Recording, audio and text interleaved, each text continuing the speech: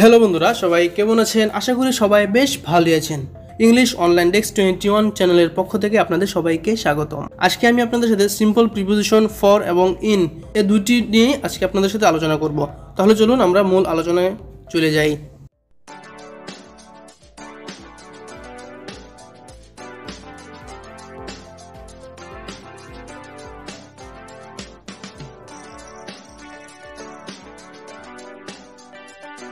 Use of for preposition.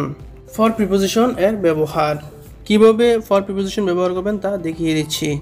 কারোর জন্য বা কারো নিমিত্তে কোনো কাজ করা হলে ফর প্রিপোজিশন বসে।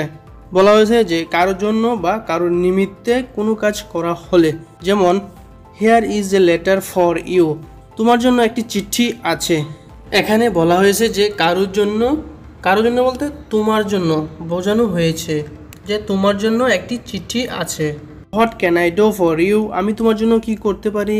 এখানে আমি তোমার জন্য কি করতে পারি বলা হয়েছে যে কারোর জন্য বা কারোর নিমিত্তে। এই দুটি সেন্টেন্স এই যে তোমার জন্য কি করতে পারি এবং তোমার জন্য একটি চিঠি রয়েছে এরকম বোঝানো হয়েছে, সেই জন্য ফর প্রিপোজিশন ব্যবহার করা হয়েছে। কোনো কিছুর পক্ষে কথা বলা অর্থে ফর প্রিপোজিশন বসে। বলা হয়েছে যে কোনো কিছুর পক্ষে কথা বলা অর্থে। Did you speak for the proposal, আপনি কি প্রস্তাবের জন্য কথা বলেছেন। বলা হয়েছে যে কোনো কিছুর পক্ষে, এখানে বলা হয়েছে যে আপনি কি প্রস্তাবের জন্য, এখানে প্রস্তাবের পক্ষে কথা বলা হয়েছে, সেই জন্য ফর প্রিপোজিশন ব্যবহার করা হয়েছে। কোনো কিছুর উদ্দেশ্য বোঝাতে ফর প্রিপোজিশন বসে। বলা হয়েছে যে কোনো কিছু উদ্দেশ্য বোঝাতে, যেমন this machine is for slicing bread, এই মেশিনটি রুটি কেটে দেওয়ার জন্য। বলা হয়েছে যে কোনো কিছুর উদ্দেশ্য বোঝাতে, এখানে এই মেশিনটি রুটি কাটার উদ্দেশ্যে ব্যবহার করা হয়, সেই জন্য এখানে ফর প্রিপোজিশন বসে। কোনো কিছুর কারণ হিসেবে বোঝানোর জন্য ফর প্রিপোজিশন বসে। বলা হয়েছে যে কোনো কিছুর কারণ হিসেবে বোঝানোর জন্য ফর প্রিপোজিশন, যেমন she gave me a watch for my birthday, সে আমার জন্মদিনের জন্য আমাকে একটি ঘড়ি দিয়েছে। খেয়াল করেন, বলা হয়েছে যে কোনো কিছুর কারণ হিসেবে, এখানে কারণটা হচ্ছে বার্থডে, সে আমার বার্থডের জন্য আমাকে একটি ঘড়ি উপহার দিয়েছিল, সেজন্য এরকম সেন্টেন্সে ফর প্রিপোজিশন ব্যবহার করা হয়। কোনো কিছু পাওয়ার উদ্দেশ্যে ফর প্রিপোজিশন বসে।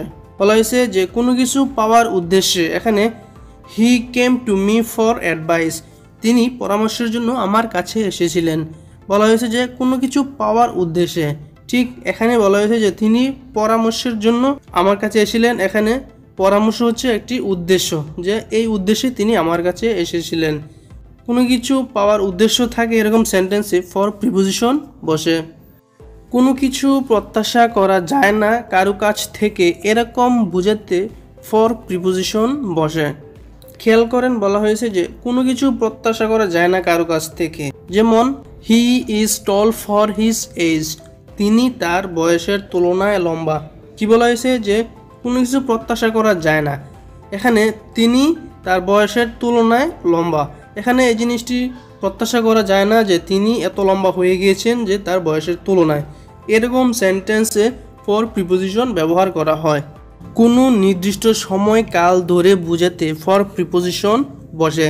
বলা হয়েছে যে কোনো নির্দিষ্ট সময় কাল ধরে বোঝাতে, যেমন I am going away for a few days, আমি কয়েকদিনের জন্য চলে যাব বা চলে যাচ্ছি।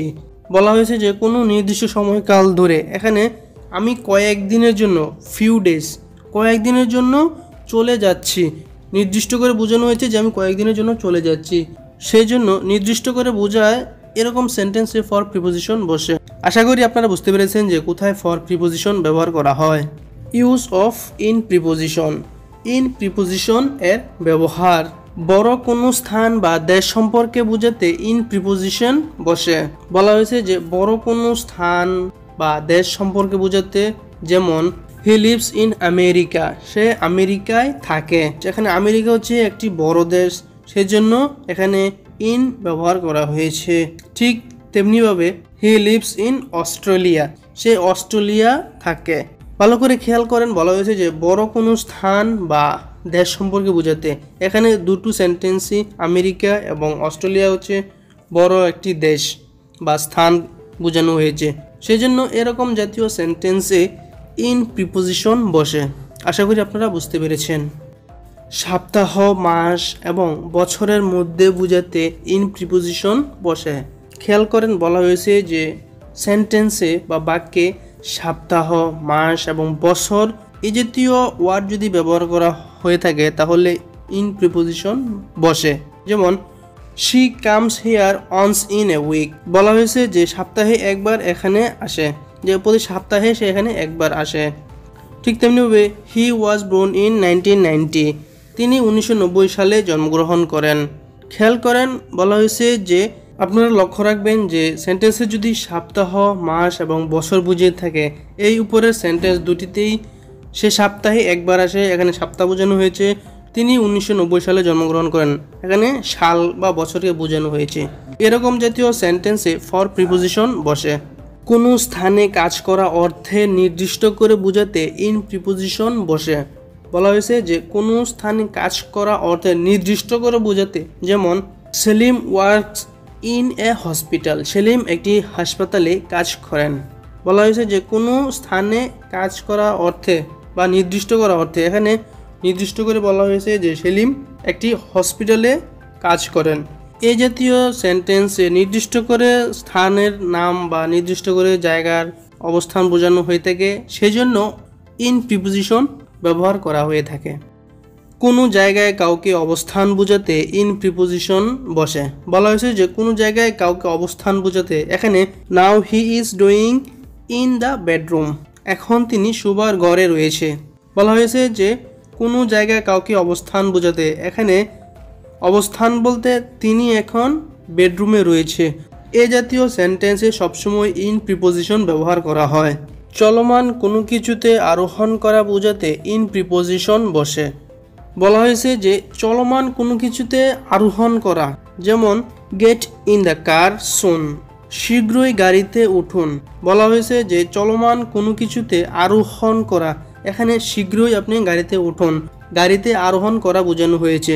সেজন্য এ জাতীয় সেন্টেন্স এ সবসময়ই ইন প্রিপোজিশন বসে। কোনো ব্যক্তি বা বস্তুর বর্তমান অবস্থাকে বোঝাতে ইন প্রিপোজিশন বসে।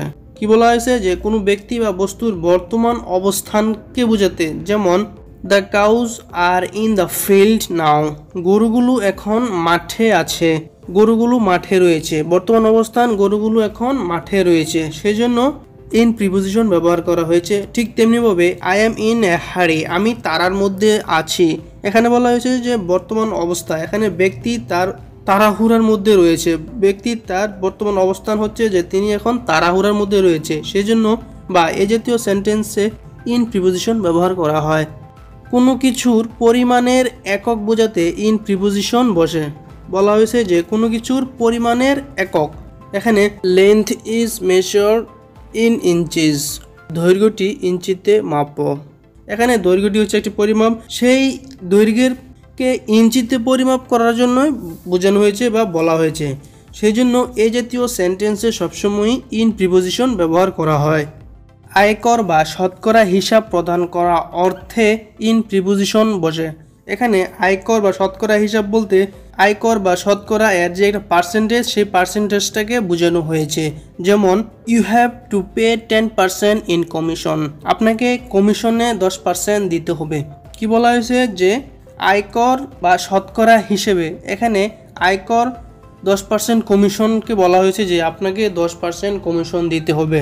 সবসময় মনে রাখবেন যে এই জাতীয় সেন্টেন্স আয়কর প্রদান করা বা শতকরা হিসাব বোঝানো হয়, এরকম সকল সেন্টেন্সে ইন প্রিপোজিশন বসে। In the end, in time, in the next 3 days, এই ওয়ার্ডগুলো সমাপ্তি বোঝাতে বা সময় অনুযায়ী বোঝাতে ব্যবহার করা হয়ে থাকে। কি বলা হয়েছে যে in the end, in time, in the next 3 days, এই ওয়ার্ডগুলো সবসময় কোনো সেন্টেন্সের সমাপ্তি অর্থে ব্যবহৃত হয়ে থাকে। যেমন in the end the speaker talk to me, শেষ পর্যন্ত স্পিকার আমার সাথে কথা বলেছেন। বলা হয়েছে যে ইন দ্য এন্ড অর্থাৎ শেষ পর্যন্ত, ইন দ্য এন্ড হচ্ছে শেষ পর্যন্ত বা শেষে বা অবশেষে স্পিকার আমার সাথে কথা বলেছেন। ঠিক তেমনিভাবে he will come to me in time, যথাসময়ে সে আমার কাছে আসবে। কি বলা হয়েছে যে he will come to me in time, in time হচ্ছে যে যথাসময়ে সে বা সঠিক সময়ে সে আমার কাছে আসবে, এরকম বোঝানো হয়েছে। আবার we have a party in the next day, আমাদের পরের দিন একটি পার্টি আছে। খেয়াল করে দেখেন, এখানে বলা হয়েছে যে আমাদের পরের দিন, ইন দ্য নেক্সট ডে। এখানে নেক্সট ডের জায়গা in the 1 day, 2 day, 3 day, এরকমও হতে পারে যে আমার 1 দিন পরে, 2 দিন পরে বা 3 দিন পরে। আপনারা সবসময় মনে রাখবেন যে in the end, in time, in the next 3 days, এই ওয়ার্ডগুলো সমাপ্তি বোঝাতে সবসময় সেন্টেন্সে ব্যবহার করা হয়ে থাকে। আশা করি আপনারা বুঝতে পেরেছেন। এই ছিল আজকের ফর এবং ইন প্রিপোজিশন এর কিছু রুলস বা ব্যবহার। আশা করি আপনারা যদি এই রুলস বা ব্যবহারগুলো মনে রাখতে পারেন তাহলে খুব সহজেই এদের ব্যবহার শিখে যেতে পারবেন। আমি আপনাদেরকে একদম ইজি এবং সহজভাবে এই রুলসগুলো বুঝিয়ে দেওয়ার চেষ্টা করেছি। আশা করি আপনারা বুঝতে পেরেছেন।